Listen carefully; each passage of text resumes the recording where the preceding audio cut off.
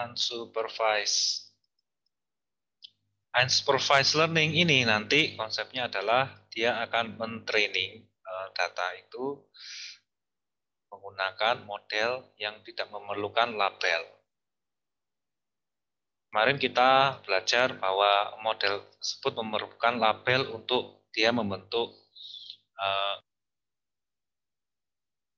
decision boundary, ataukah dia membaca pola dari datanya tersebut untuk kemudian dia bisa mengklasifikasikan data yang diinputkan nanti termasuk kelas apa. Sedangkan pada bab clustering ini dia termasuk unsupervised yang dimana tidak memerlukan label, yang berarti nanti data itu nanti akan dikelompokkan.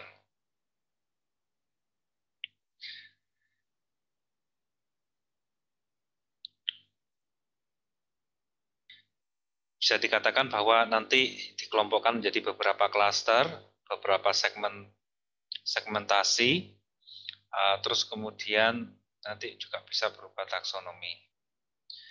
Jadi pada intinya adalah unsupervised learning atau clustering ini membangun grup dari objek-objek di mana dalam satu grup A dan grup B misalkan, dia memiliki ciri-ciri yang sama.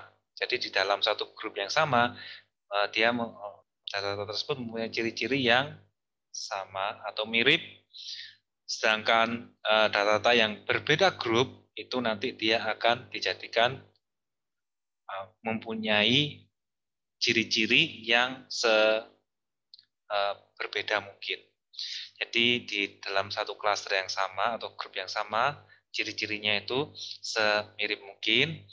Yang berbeda grup itu ciri-cirinya berbeda mungkin. Atau kesamaan ciri yang rendah di antar klaster yang berbeda.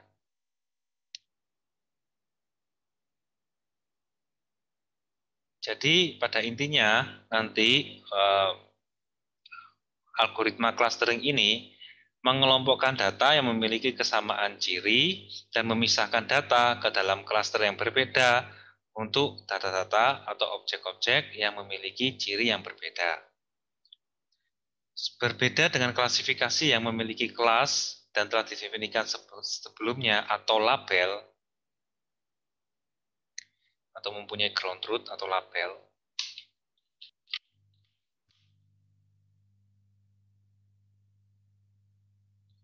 Dalam klasterisasi ini nanti kelompok-kelompok itu akan terbentuk secara sendirinya berdasarkan ciri-ciri yang dibentuk oleh algoritma clustering ini. Nah, kemudian nanti evaluasinya, nanti klaster-klaster yang terbentuk itu perlu untuk dilihat lagi apakah sudah memenuhi kriteria yang sudah didefinisikan sebelumnya.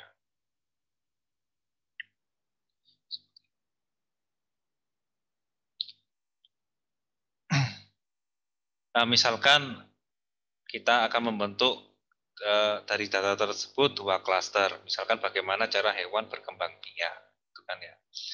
Kamu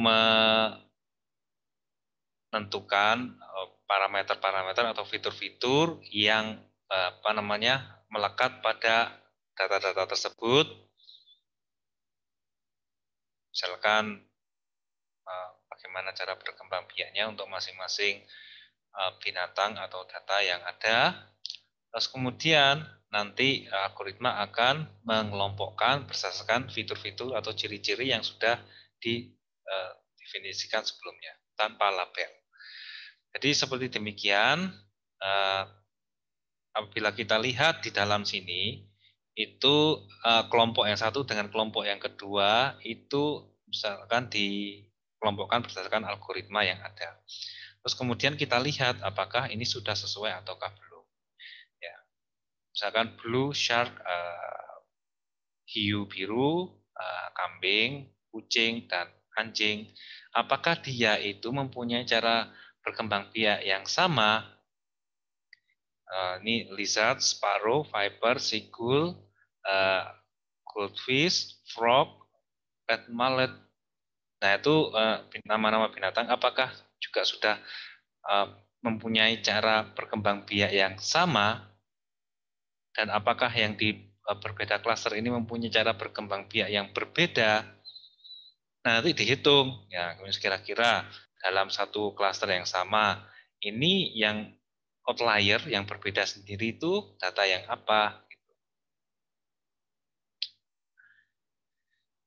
Nah, misalkan blue shark ini adalah outlier gitu kan ya, ataukah di dalam sini yang berbeda sendiri cara berkembang biaknya itu dibuat apa namanya sebagai kesalahan klasterisasi. Begitupun juga apabila kita hadirkan dengan fitur-fitur yang lainnya, terus kemudian algoritma mengelompokkan, misalkan kita tadinya menginginkan hasil kelompok tersebut sesuai dengan misalkan keberadaan paru-parunya. Nah, apakah sudah sesuai hasil klasterisasi yang dibentuk oleh algoritma clustering ini tadi? Nah, kita bisa cek di hasil klasterisasi akhir atau pengelompokan akhirnya seperti bagaimana, ya. Seperti demikian. Untuk tahapan clustering mirip dengan apa yang dilakukan pada tahapan klasifikasi, di mana kalau kita menginginkan adanya sebuah pemrosesan awal, ada yang namanya feature selection, seleksi fitur. Nah, mungkin yang berbeda adalah nanti pada teknisnya bagaimana pengelompokan itu terjadi, ya, terutama pada bagian yang ini. Ada yang namanya proximity measure, clustering criterion, clustering algorithm itu sendiri. Baru kemudian ada tahapan yang akhir memvalidasi hasilnya, juga menginterpretasikan hasilnya seperti bagaimana. Nah, proximity measure yaitu adalah kemiripan data berdasarkan jarak, sebagai ukuran kemiripan antara satu data dengan data yang lainnya. Tentunya ini adalah bidang komputing, jadi salah satu cara untuk mengukur sebagaimana berbeda atau sebagaimana mirip antara satu data dengan data yang lainnya, kita bisa melakukan perhitungan jarak berdasarkan nilai fitur-fiturnya itu tadi. Jadi kemiripan data ini memiliki peranan yang sangat penting dalam proses analisis klaster. Ya, pada berbagai literatur tentang clustering yang digunakan untuk mendeskripsikan nilai kuantitatif dari kemiripan data atau ketidakmiripan data dari dua titik atau dua cluster, ada beberapa, yaitu similarity measures, similarity coefficient, ukur dissimilarity measures, atau jarak alias distance. Nah, koefisien kemiripan ini menunjukkan kekuatan hubungan antara dua data. Ya. Semakin banyak kemiripan data, titik data antara satu dengan yang lainnya, maka semakin besar koefisien kesamaan. Jadi dilihat bahwa yang namanya adalah koefisien kesamaan ataukah koefisien perbedaan. Nah, kalau koefisien persamaan, ya berarti ya semakin banyak kemiripan titik data antara satu dengan yang lain. Misalkan given data X dan Y. Data X itu mempunyai fitur X1, X2 sampai dengan XD, D dimensi. Dan Y itu mempunyai fitur Y1, Y2 sampai dengan Y dimensi. Maka nilai koefisien kemiripan antara X dan Y-nya itu bisa pakai fungsi S dalam kurung X dan Y. Nah, ukuran similarity atau kemiripan. Ya. Nah, pemilihan jarak pada clustering itu sangat penting. Dan pilihan yang terbaik sering diperoleh melalui pengalaman kemampuan, dan juga pengetahuan yang ada. Pengukuran jarak data itu ada beberapa, ada Euclidean distance, Manhattan distance, dan Minkowski distance, yang masing-masing rumusnya adalah sebagai demikian. Ya, ini pada intinya adalah untuk mengukur sebagaimana dekat jarak antara dua data atau antara dua klaster atau data dengan klaster.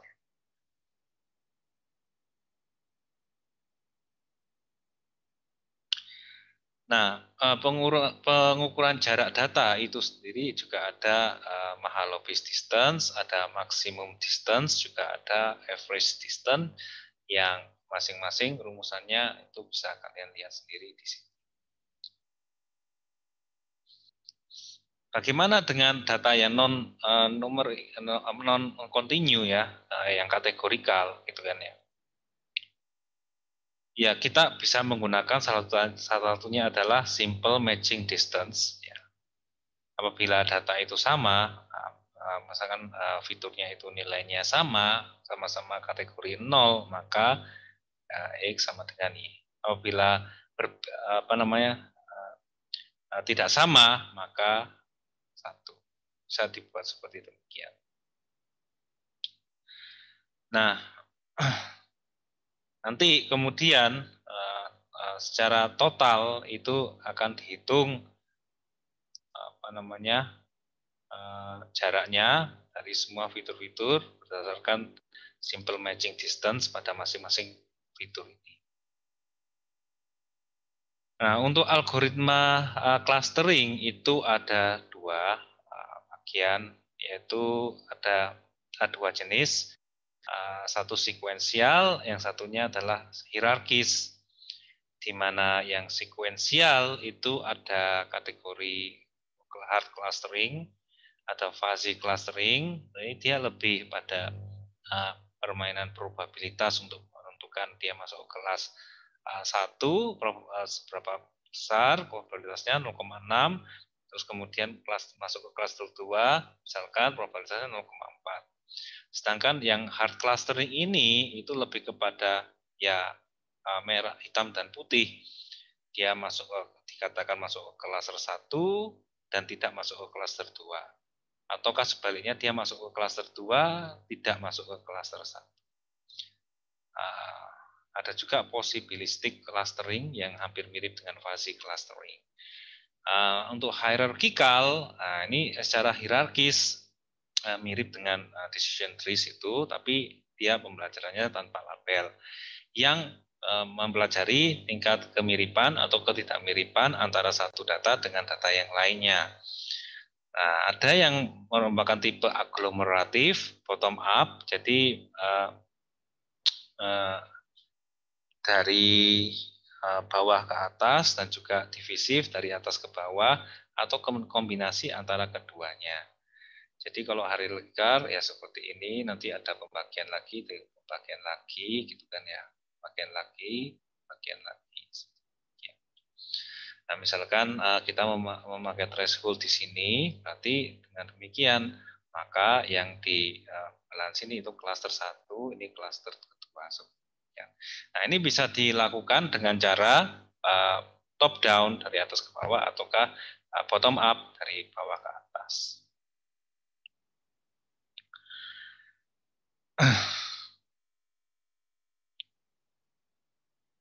Oke, terus kemudian secara definisi sekuensial itu adalah pengelompokan tunggal, yaitu satu atau beberapa data harus melewati proses secara berurutan. Ya, jadi dengan beberapa iterasi biasanya seperti itu. Ya.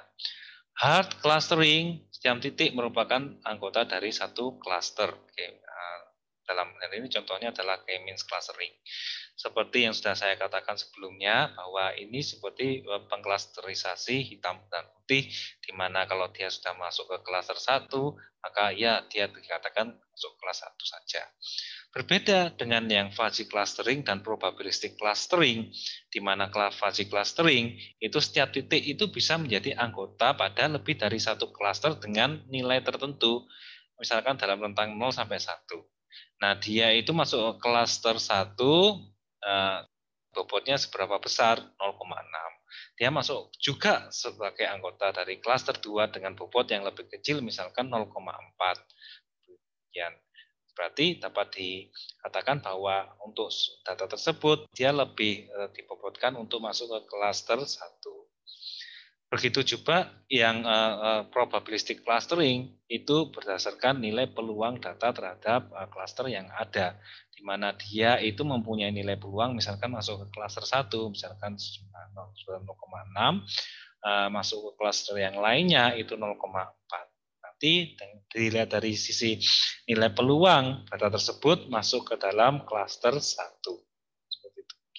Jadi ada pembutannya. Ya sama seperti kita misalkan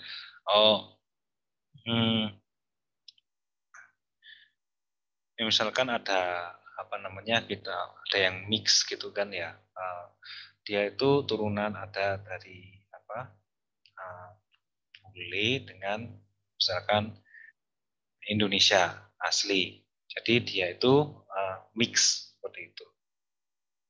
Nah, tentunya kita bisa melihat bahwa dia itu orang Indonesia, maka dia masuk ke klaster orang Indonesia. Akan tapi apabila dengan fase clustering atau possibilistic clustering, dia mempunyai bobot, dia masuk ke orang Indonesia itu bobotnya misalkan 0,6, dia itu masuk ke apa namanya, termasuk orang bule, bobotnya adalah 0,4. Akan tapi dia lebih dibobotkan untuk masuk ke kelas ke grup Indonesia seperti demikian. Kemudian hierarchical clustering itu adalah pengelompokan bersarang nested yang seperti saya gambarkan tadi, di mana dia itu secara hierarkis ada cabang-cabangnya sesuai dengan kedalaman yang kita definisikan. Oke, baik. Terus kemudian kita akan coba sebentar saja membahas tentang salah satu metode pada clustering ini, yaitu sequential clustering bernama K-means. Ya. K-means itu merupakan satu metode pengelompokan non-hierarki yang digunakan untuk mempartisi atau membagi sejumlah n objek ke dalam sejumlah k kelompok. Setiap kelompok data memiliki jarak terdekat dengan sentroidnya masing-masing. Jadi nanti kita juga akan menghitung yang namanya sentroid. Apakah definisi sentroid? Biasanya dalam satu klaster itu ada yang namanya sentroid yang dinamakan pusat titik dari masing-masing grupnya itu. Jadi acuannya itu nanti kedekatannya atau kejauhannya data tersebut dari pusat titik yang dimiliki oleh grup itu. Jadi sentroid itu mewakili grup. Nanti sentroidnya di mana? Ya tergantung juga pada perhitungan yang dilakukan. Untuk algoritma K-means, ya kita bisa menentukan jumlah klaster atau kelompok yang kita inginkan. Pertama adalah alokasikan data itu ke dalam kelompok itu secara random atau acak. Jadi meskipun awalnya itu secara random, nanti secara beriterasi, kelompok-kelompok tersebut akan memperbaiki dirinya sendiri sesuai dengan kedekatan atau kejauhan data tersebut dengan yang lainnya. Terus kemudian alokasikan masing-masing data ke sentroid yang terdekat. Seperti yang saya katakan tadi, sentroid ini merupakan pusat dari grup atau yang mewakili dari grup itu. Nah, kemudian dia akan beriterasi, dia kembali ke langkah 3, jika masih ada data yang berpindah klaster atau ada perubahan nilai sentroid di atas ambang threshold. Jadi nanti kita juga akan menentukan threshold yang kita gunakan itu berapa. Ya. Jadi ketika nanti nilai dari fungsinya itu sudah dibandingkan dengan fungsi sebelumnya pada iterasi sebelumnya itu sudah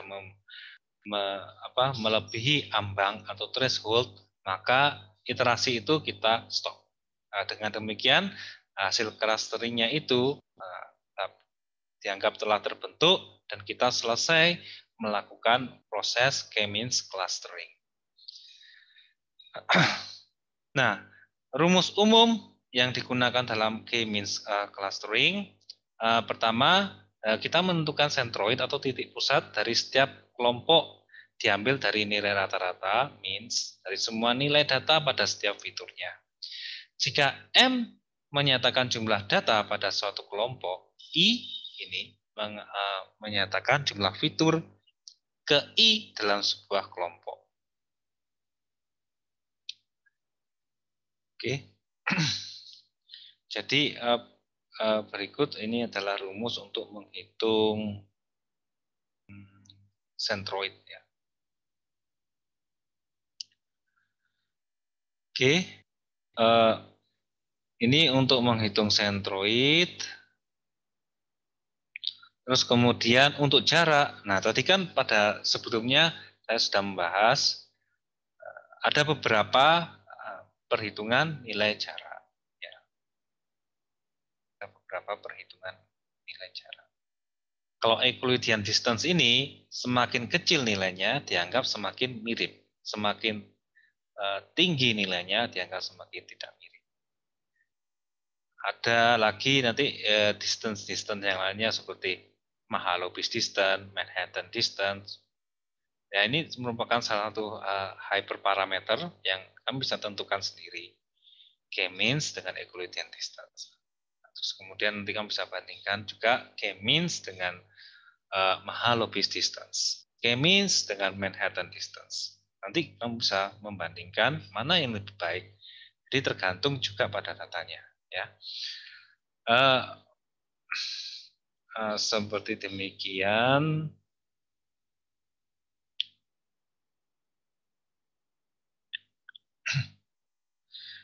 Terus kemudian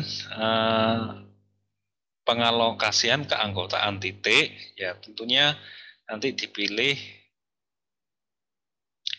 dari data ini, ya, dari data. Itu dia lebih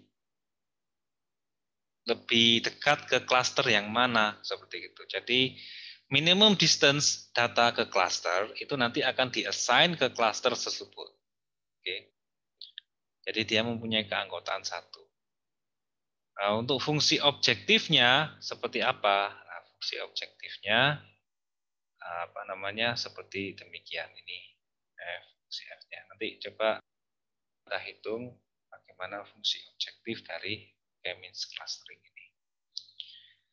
Katakanlah saya mempunyai data seperti demikian, di mana ada 10 data dengan fitur X dan fitur Y, yang pada inisialisasinya masing-masing data itu dikelompokkan sebagai berikut.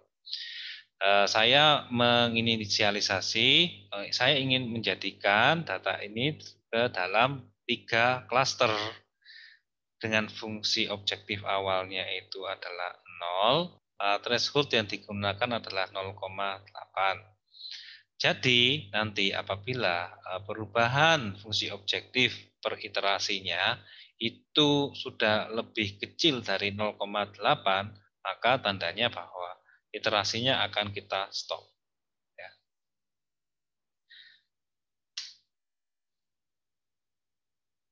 Apabila data tersebut berawal seperti demikian, untuk K1, K2, dan K3, itu di-assign data-data seperti berikut. Nah, dengan demikian kita bisa melihat bahwa masing-masing klaster itu pada inisialnya itu terdiri atas data-data sebagai berikut. Misalnya kan klaster 1 terdiri dari data 1 dan data keempat.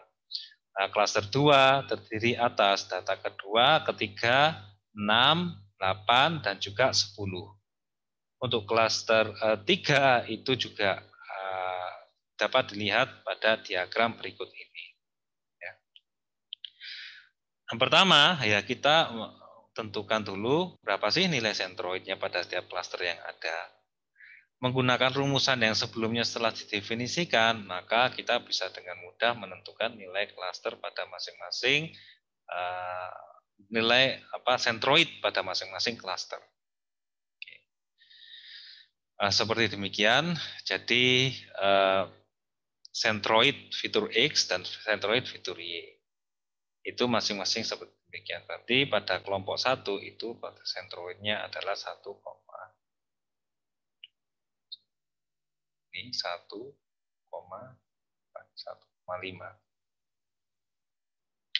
Klaster 2 itu 4,2, 3,6. Klaster 3 itu 2,4, 6,667.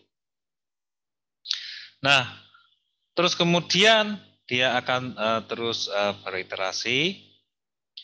Tapi sebelumnya dengan kelas sentroid yang telah dihitung pada masing-masing klaster ini, kita lihat ya jarak antara masing-masing data ke klaster-klaster sentroid tersebut ya.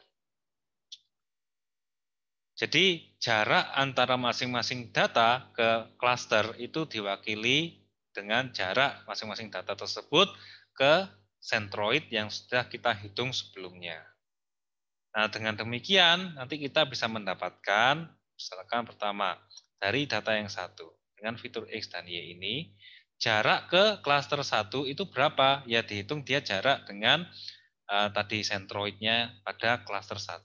Begitupun juga jarak yang ke klaster 2 dan juga jarak yang ke klaster 3 ditemui yang paling minimum yang mana? Oh, ternyata jarak ke klaster 1. Dengan demikian, untuk data yang satu, yang tadinya dia masuk ke kelas 1, tidak ada perubahan, dia masih tetap masuk ke klaster 1. Sorry. Ya. Yang tadinya dia klaster 1, dia tetap masuk ke klaster 1.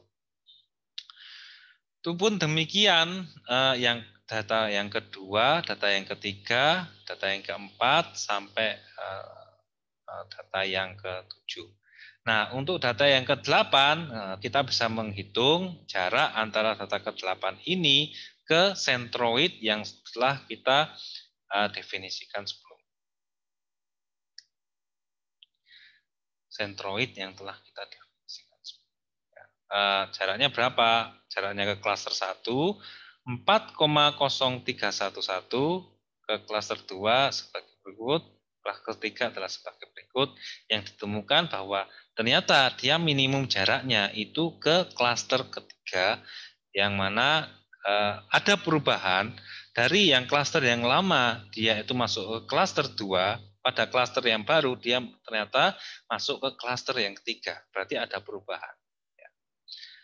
Nah, dengan hasil ini, ya kalau apabila kita sudah menghitung semuanya beserta K baru yang di-assign untuk masing-masing data tersebut, nah kita menentukan fungsi cost-nya. Ya, fungsi cost-nya mungkin bisa dibuat seperti demikian, yaitu total jarak dari masing-masing data itu ke klaster 1 itu berapa? Ya, ini 1. Yang semua data ke K2 6,77 dan 7,8675 sama dengan 15,6375. Nah, kemudian kita hitung deltanya untuk melihat bahwa apakah masih diperlukan iterasi. Tadi kita menyebutkan bahwa threshold-nya adalah 0,8. Jadi fungsi baru dan inisialisasi fungsinya adalah 0. Maka fungsi baru yaitu 15,6375 ini dikurangi fungsi lama adalah 0 sama dengan 15,6375 yang mana ini ternyata masih di atas threshold tadi 0,8. Oleh sebab itu iterasi masih kita lanjutkan. Nah, pada iterasi 1 ini tadi mengalokasikan setiap data pada sentroid yang terdekat. Nah, kita mulai lagi dengan menghitung sentroid pada masing-masing klasternya itu tadi. Tentunya sudah ada perubahan ya. Tentunya sudah ada perubahan dibandingkan iterasi yang pertama itu tadi. Oleh karena itu kita hitung lagi sentroidnya berapa. Sekarang ini sentroidnya adalah 1,1,5 dan yang klaster yang kedua adalah 5,1,6667. Terus kemudian yang klaster ketiga itu adalah 2,4, 5,4. Nah, ini adalah sentroid yang di masing-masing untuk mempresentasikan masing-masing klaster atau grupnya itu. Nah, kita hitung lagi untuk jarak keseluruhan dari masing-masing data ke sentroid-sentroidnya. Ditemukan apakah ada perubahan setelah dihitung. Ini adalah K yang lama. Perubahannya adalah misalkan pada yang data kelima ini. Ternyata ketika dihitung, maka data yang kelima ini lebih condong untuk ke klaster 1 karena minimum distance-nya dia itu ke klaster 1. Maka dari yang klaster yang lama yaitu 3, dia diassign masuk ke klaster yang baru yaitu klaster 1. Mungkin itu perubahannya, terus kemudian dihitung cost yang barunya, fungsi yang barunya. Nah, sama seperti halnya pada iterasi sebelumnya, total F yang dihasilkan adalah 11,2160. Apabila dideltakan perubahannya dengan F yang lama, ya yang kita temukan pada iterasi sebelumnya yaitu 15,6375, dia menghasilkan delta 4,4214. Tentunya nilai ini masih di atas threshold yang kita tentukan tadi, yaitu masih di atas 0,8. Oleh sebabnya, lanjutkan iterasinya. Nah, dengan cara yang sama, kita melanjutkan perhitungan yang dilakukan seperti halnya pada iterasi-iterasi sebelumnya. Nah, terus kemudian pada iterasi berikutnya ini didapatkan bahwa ada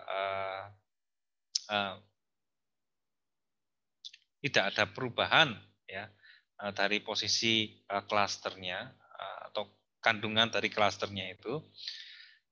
Mungkin dihitung F yang baru bagaimana, ternyata 11,1239 ya.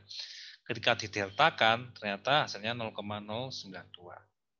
Nah, karena 0,092 ini sudah di bawah threshold atau batas 0,8, maka iterasinya kita hentikan.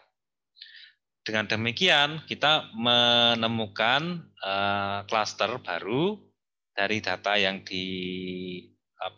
diolah ya menggunakan K-means ini, yaitu secara demikian.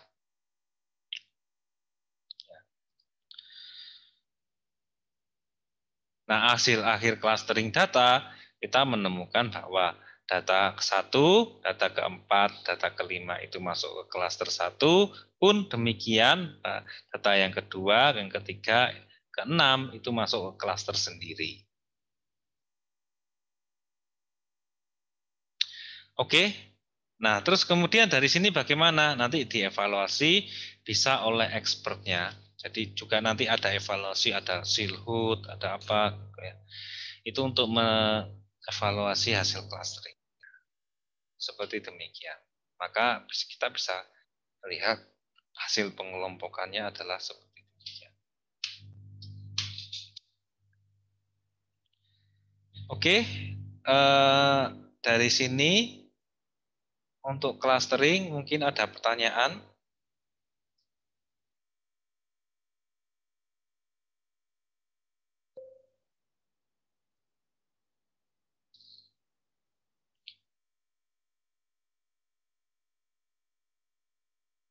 Maka ada pertanyaan. Kalau ada pertanyaan silahkan.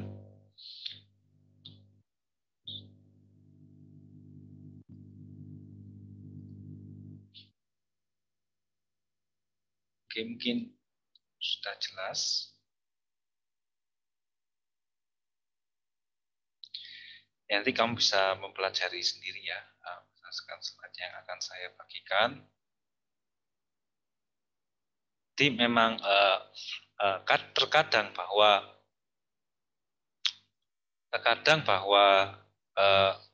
labeling atau menandai masing-masing data itu masuk kelas yang mana seharusnya itu membutuhkan cost yang besar. Jadi dan juga effort yang tinggi. Apabila data itu semakin banyak, maka akan semakin akan semakin membutuhkan cost yang besar.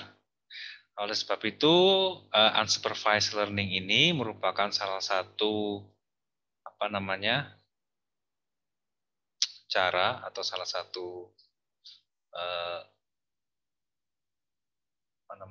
metode yang mencoba untuk meminimalisir cost itu. Jadi tanpa perlu label kita kelompokkan. Memang hasilnya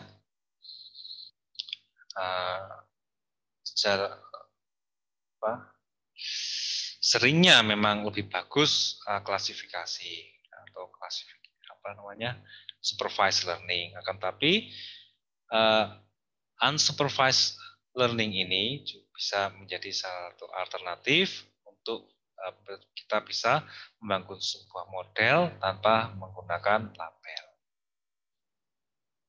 Ya. Oke.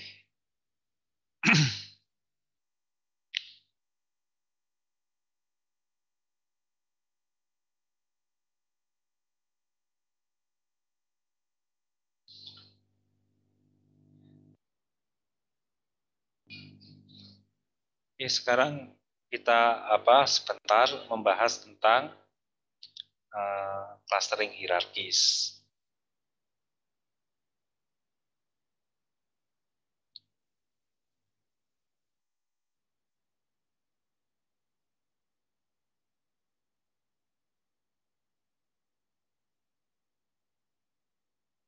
Untuk clustering hierarkis, ini sama saja dengan yang K-means itu ya, dia masuk dalam kategori unsupervised learning, yang mana algoritma hierarkis ini juga menggunakan distance atau Manhattan distance, Euclidean distance, dan lainnya untuk mengukur jarak antara satu data dengan data yang lainnya. Nah, ada beberapa metode pengelompokan untuk clustering hierarkis ini. Ada single linkage, ada complete linkage, dan juga average linkage. Ya, di mana single linkage ini adalah mengukur jarak terdekat, complete linkage adalah mengukur jarak terjauh, dan average linkage ini adalah jarak rata-rata antara dua data ya. Misalkan diberikan dataset sebagai berikut ya. Kelompokkan dataset ini menggunakan metode AHC, single linkage, dan complete linkage menggunakan jarak Manhattan.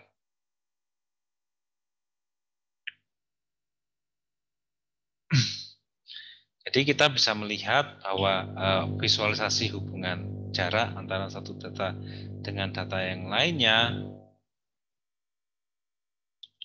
seperti demikian. Nah, ini cara perhitungan pada masing-masing data tersebut ke data yang lainnya dengan hitung jarak pasangan data sehingga kita bisa membuat matriks jarak ya hubungan antara jarak data satu dengan data yang lainnya. Nah, apabila menggunakan metode single linkage, maka metode single linkage dengan memperlakukan data sebagai kelompok, selanjutnya kita pilih jarak antara dua kelompok yang paling kecil atau yang paling minimum. Ya, maka terpilih kelompok 1 dan 3. Maka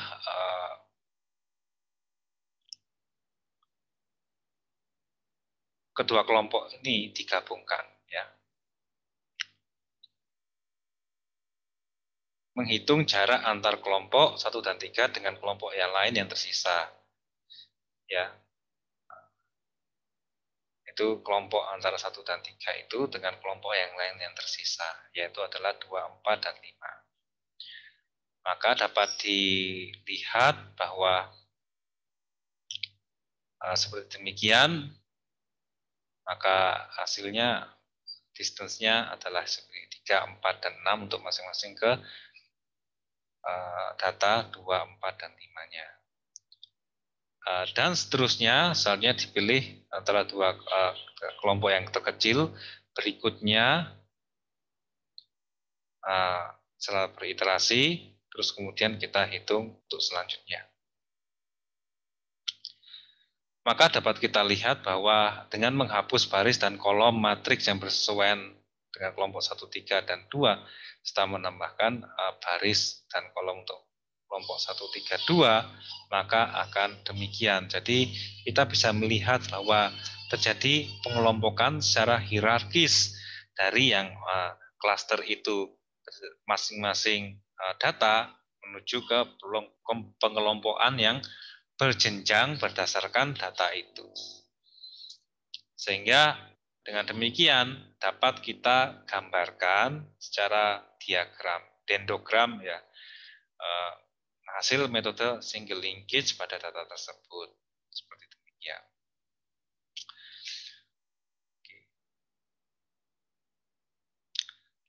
Seperti halnya pada yang single linkage itu, complete linkage ini juga termasuk pengelompokan yang secara berjenjang, hanya saja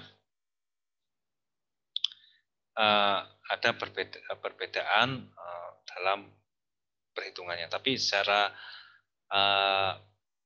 hakikatnya dia adalah sama, jadi pengelompokan secara berjenjang, hanya saja secara spesifik saja. Pertama untuk bagaimana data tersebut dikelompokkan. Nanti kamu bisa pelajari sendiri di slide yang ada di sini. Oke.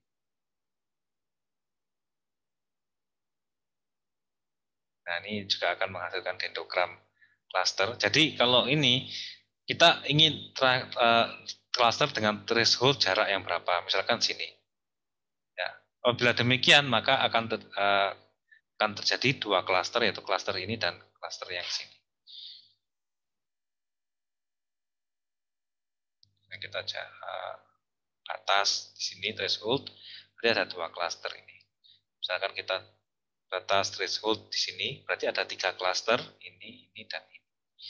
Nah, kita atas threshold di sini, berarti ada 4 cluster.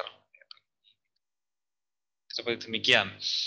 Jadi kita bisa memilih ini, mana yang dari threshold yang kita berikan, dilihat mana yang paling cocok memenuhi dengan kriteria yang telah kita definisikan sebelumnya. Mana yang lebih pas. Nah, kita bisa lihat di sini anggotanya siapa saja.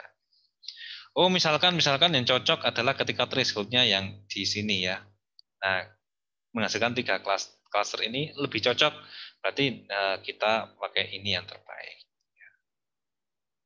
Gitu. Seperti demikian. Jadi salah satu kelebihan dari hierarchical clustering itu seperti itu. Kita bisa melihat beberapa pilihan hasil clustering yang ditemukan berdasarkan dari tingkatan dari jenjang dendrogramnya itu tadi secara hierarkis.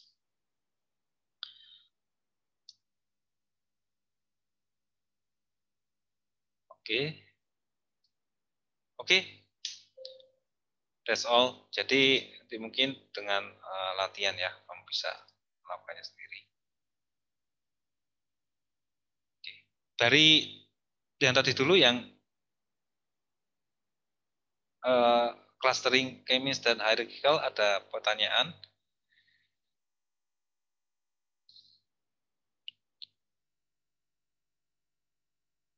Oke, kalau tidak ada pertanyaan, sekejap. Jadi berdasarkan project yang sudah dikerjakan pada minggu lalu. Oh, minggu-minggu sebelumnya ya. Ada yang belum presentasi. Coba saya pilihkan.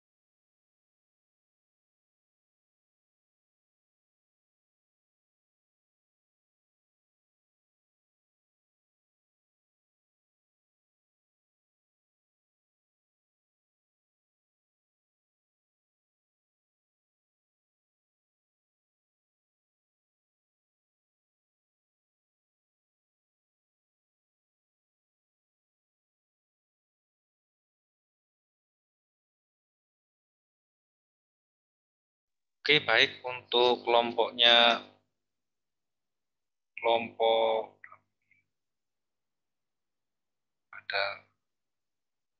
nomor kelompoknya. Untuk yang karakter font image dataset,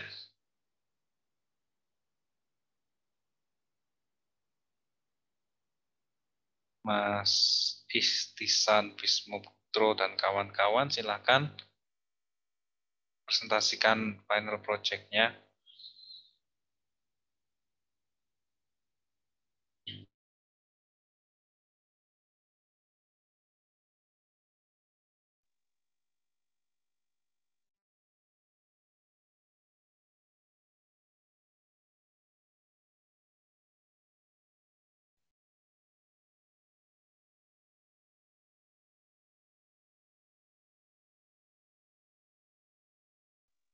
Mas Istisan sebenarnya tidak masuk ya.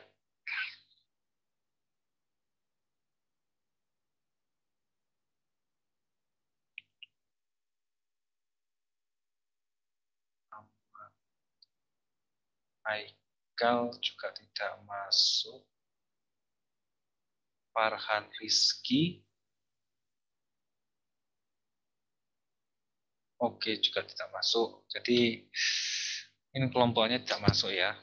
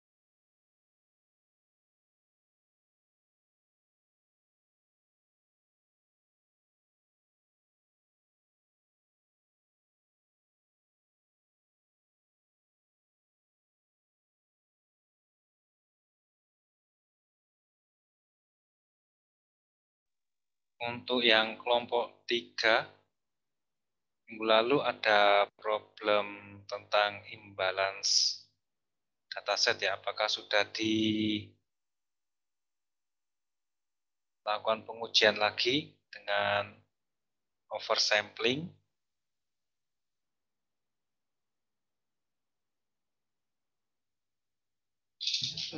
Iya, Pak. Apakah sudah dilakukan pengujian lagi dengan oversampling? Kemarin kita masih mencari tahu gimana caranya kita mengimplementasikan oversampling tersebut kepada dataset kita. Dan Jadi ya, oversampling kan hanya dia itu menduplikasi data pada kelas yang minoritas saja. kemarin itu kami juga sempat bingung, Pak, apakah maksudnya itu kan oversampling kan kita menduplikasi data yang minoritas. Jadi misal ada data A, kita jadikan dua data. Berarti itu kan bisa dibilang itu kan kita mendapatkan sebuah duplikasi data dalam data minoritas kita. Tapi misal data seperti Ya, itu apakah bisa membuat perubahan seperti itu, Pak? Kemarin kita juga belum ya sempat nyoba. makanya dicoba gitu. Kalau nggak dicoba kan tidak Oh akan iya. tahu. Jadi kemarin masih belum mencoba.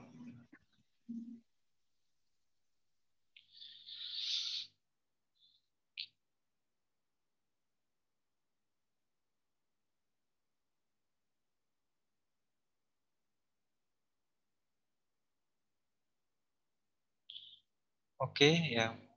Untuk tua kelas ada informasi jadi berapa kelompok ini akhirnya ya. Kemarin itu sebentar.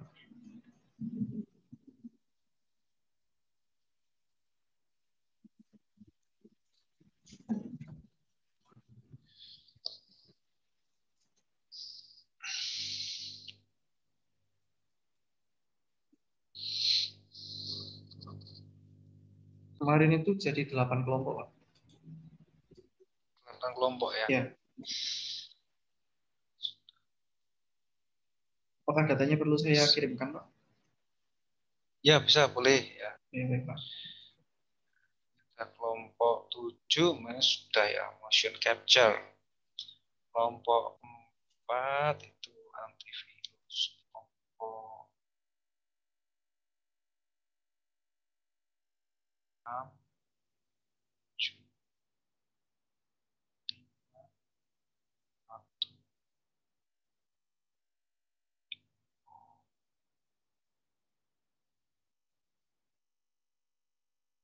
3. Ya, mungkin ada satu kelompok ya. Yang kelompok 5 ini mengerjakan apa ya? Kelompok 5 ini ya. Stavario dan kawan-kawan ini.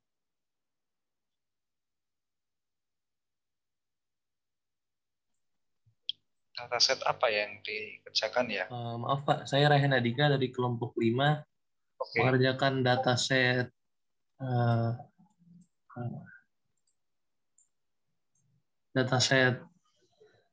kredit data klien. Oke. Oke. Coba dipresentasikan. Belum presentasikan ya? Belum Pak. Ya. Ya, Silakan. benar ya Pak.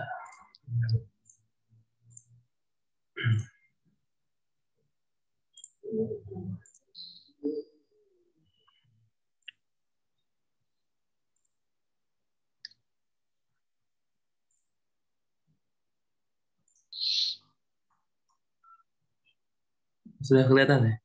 Ya, sudah. Ya.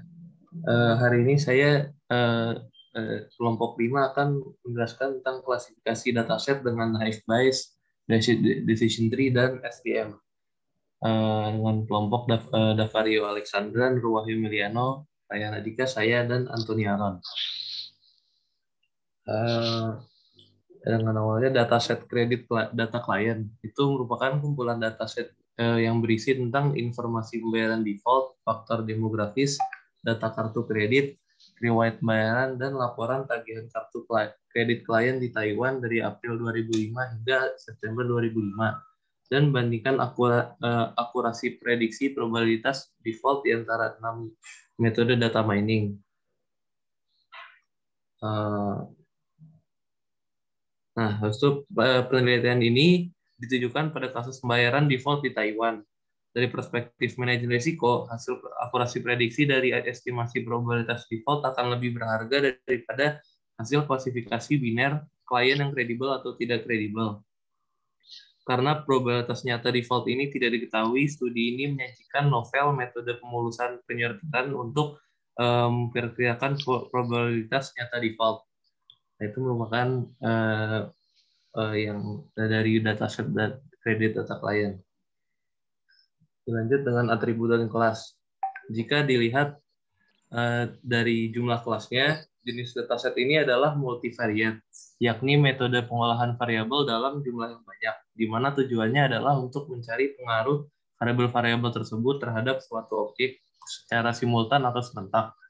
Dan dilihat dari variabelnya, dataset ini termasuk jenis dataset kontinu karena data yang didapat merupakan hasil dari suatu penghitungan dan pengukuran serta dapat digunakan untuk operasi hitung. Cara pertama yaitu naive Bayes. Naive Bayes merupakan metode machine learning yang memanfaatkan perhitungan probabilitas atau memprediksi probabilitas pada masa depan berdasarkan masa sebelumnya.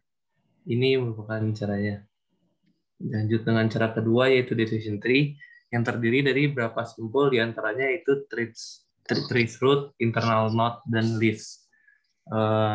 Konsep entropi digunakan sebagai penentuan terhadap atribut mana sebuah pohon akan terbagi. Sehingga semakin tinggi entropi sampel, maka semakin tidak murni sampel tersebut. Dan cara ketiga, SVM atau support vector machine merupakan machine learning yang pengklasifikasiannya menggunakan ruang hipotesis berupa fungsi-fungsi linear pada ruang fitur yang memiliki dimensi tinggi yang dilatih dengan algoritma pembelajaran yang didasarkan pada teori optimasi dengan implementasi learning bias yang berasal dari teori pembelajaran statistik. Lanjut dengan klasifikasi datasetnya dengan cara pertama yaitu naive bias. Yang pertama, mengimpor data dan mengubah pandas SPD, import NumPy SPD dan lain-lain. Yang kedua, membagi data latih menjadi 80% untuk data latih dan 20% untuk data uji. Dilanjut dengan menghitung player dari suatu kelas merupakan peluang awal munculnya kelas tersebut. Seperti ini. Dilanjut dengan menghitung likelihood. Tahapan yang perlu dilakukan sebelum perhitungan likelihood adalah menghitung rata-rata dan deviasi standar masing-masing fitur per kelas. Karena semua fitur pada dataset default of credit card clients memiliki tipe numerik, maka perhitungan likelihood akan menggunakan Gaussian model. Dilanjut dengan proses training dengan model Gaussian dilakukan untuk menghitung prior serta rata-rata dan deviasi standar pada masing-masing fitur dan kelas. Proses testing pada naive bias dilakukan dengan menghitung nilai posterior dari data uji berdasarkan nilai model yang didapatkan setelah melakukan proses training data. Dan pengujian fungsi testing naive bias Gaussian dengan hasil prediksi benar 4.549 dan salah 1.451 dan akurasinya 75,8%. Yang kedua, klasifikasi dataset dengan decision tree. Yang pertama, import data dan import pandas SPD 6S NP seperti biasa. Yang kedua, membagi data menjadi data latih dan uji 80% dan 20%. Yang ketiga, menghitung Gini. Nilai Gini merupakan salah satu kriteria penentu variabel apa yang akan digunakan untuk bentuk cabang pada decision tree. Variabel dengan nilai Gini terbesar akan digunakan sebagai pembentukan cabang. Buatlah fungsi bernama hitung Gini seperti ini yang berfungsi untuk menghitung nilai Gini dari suatu nilai pada sebuah variabel. Membuat fungsi bernama Gini split yang digunakan untuk menghitung nilai Gini keseluruhan dari sebuah variabel dan menguji fungsi Gini split menggunakan data latih pada variabel ID dan variabel kelas bernama default payment next month. Pembentukan pohon. Bentukan pohon dilakukan secara rekursif. Metode rekursif pada umumnya perlu ditentukan kondisi terhenti terlebih dahulu.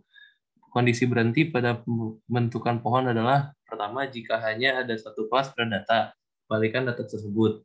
Kedua, jika fitur data 0, tidak ada fitur yang tersisa, kembalikan kelas dari parent. Dan yang ketiga, jika data kosong tidak ada, maka kembalikan kelas pada frekuensi terbanyak.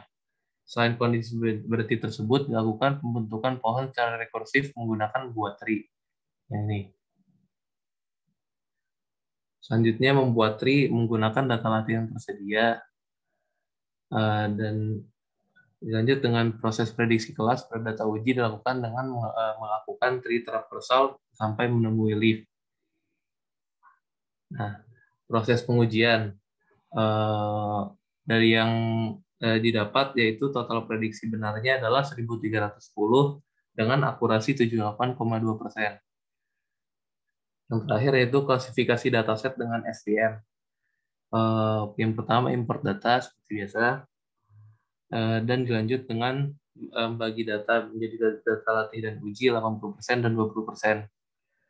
Setelah itu pembentukan data latih one versus rest. Metode ini memerlukan 3 jenis data latih yang diperlukan untuk melatih 3 SVM yang berbeda pada dataset credit clients.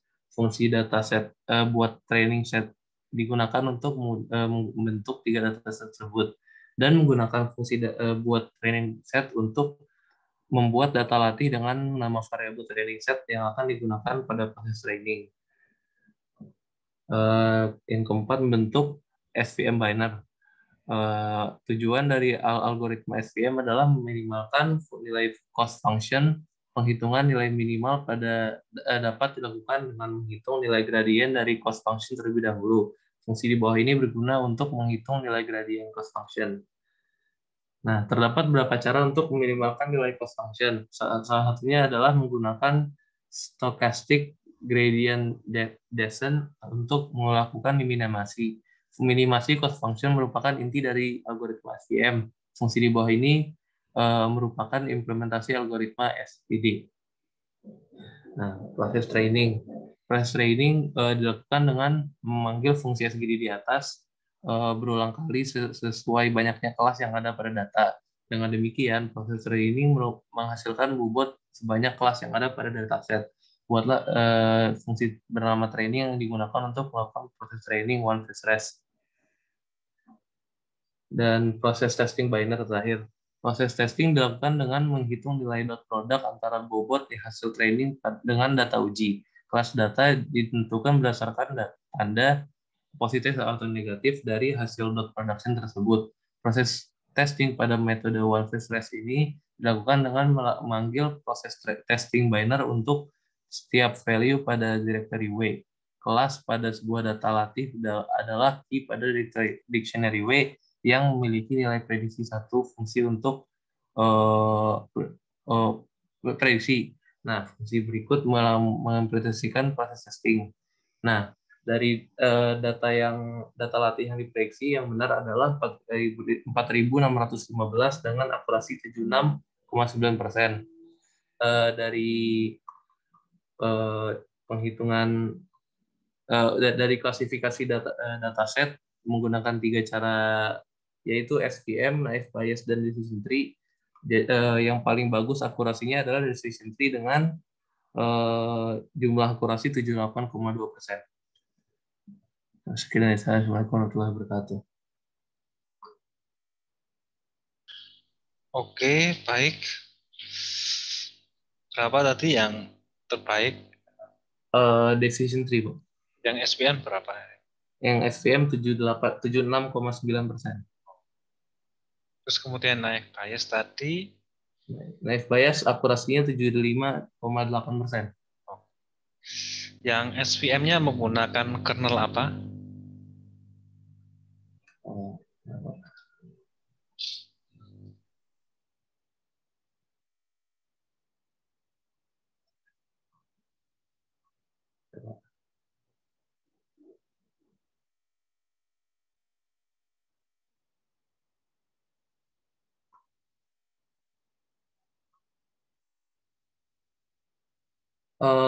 Kernelnya yang one versus rest itu, Pak. Ini nih. Kan itu kan one versus rest itu kan adalah pengujian multi class. Jadi SVM multi class, ya kan? Oh. Kalau kernel bukan itu. Oh, iya. Mari cari kernelnya pakai kernel apa?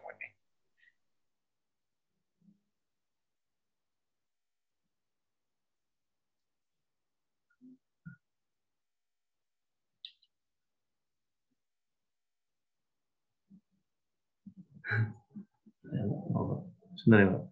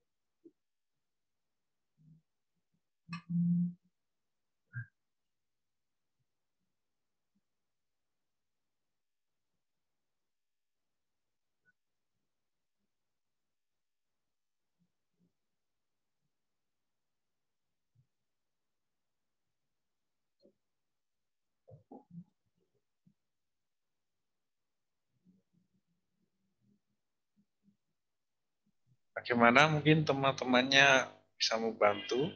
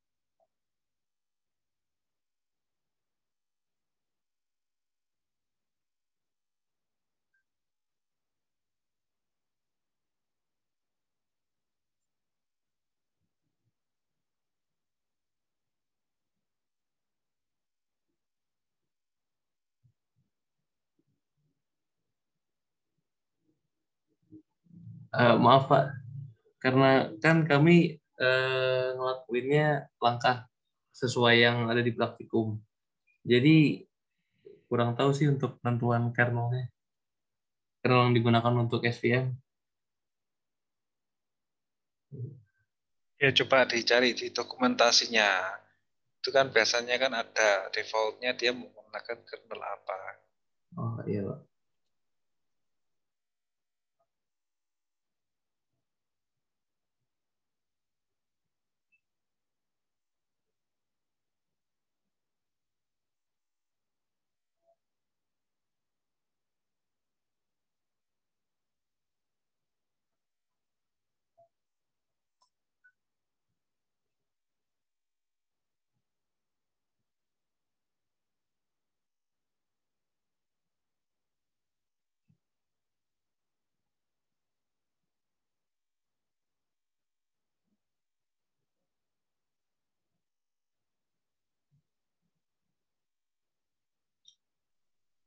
Oke, sambil menunggu saya absensi dulu.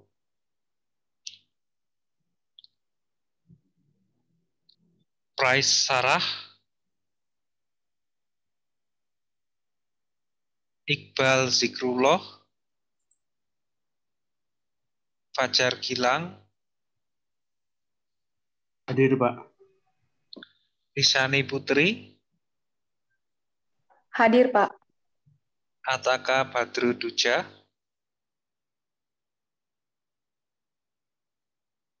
Ali Akbar, Hadir, Pak. Michael Stephen Louis, Hadir, Pak. Dava Muhammad, Hadir, Pak. Muhammad Haikal,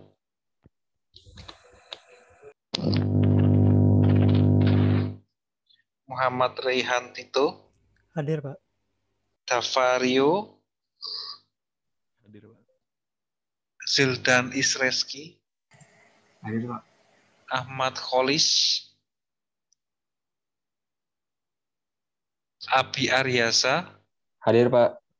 Tria Elva Fizani, Hadir, Pak. Cindy Aulia, Hadir, Pak. Anissa Sukmawati, Hadir, Pak.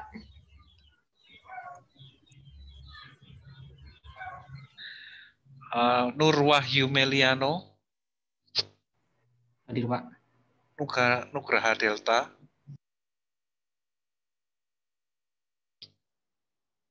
Raihan Adika, Hadir, Pak. Alif Ayodhya, Hadir, Pak. Farhan Rizky, Tarik Abel, Hadir, Pak. Raffi Rasendria, Hadir, Pak. Alexei Andre, Hadir, Pak. Zaidan Tiftazani, Hadir, Pak. Arif Dapa,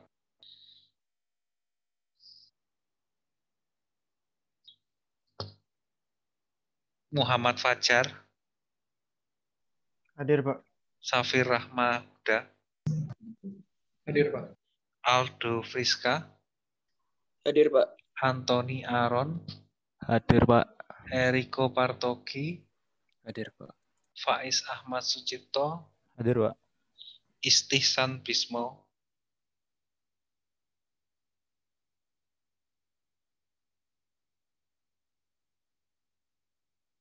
Oke. Gimana tadi, Mas? Jawabannya? Iya, Pak. Kalau dari kelompok kami, untuk penggunaan kernelnya sepertinya linear, Pak. Karena dari referensinya, di kernel ini di Google Colab itu merupakan defaultnya, Oke. default dari SVM-nya. Ya. Jadi kamu bisa juga menggunakan kernel RPF, polinomial, terus misalkan kamu bandingkan bagaimana hasilnya ya. Di banyak hyperparameternya bisa disetting. Oh, iya. Akan kami coba nanti. Baik, nanti kalau ada pengumuman berikutnya mengenai proyeknya akan saya beritahukan via Google Classroom. Untuk pertemuan kali ini saya selesaikan sampai sini. Oke, akhir kata, Assalamualaikum warahmatullahi wabarakatuh. Selamat siang semuanya. Waalaikumsalam. Waalaikumsalam warahmatullahi wabarakatuh. Terima kasih banyak, Pak.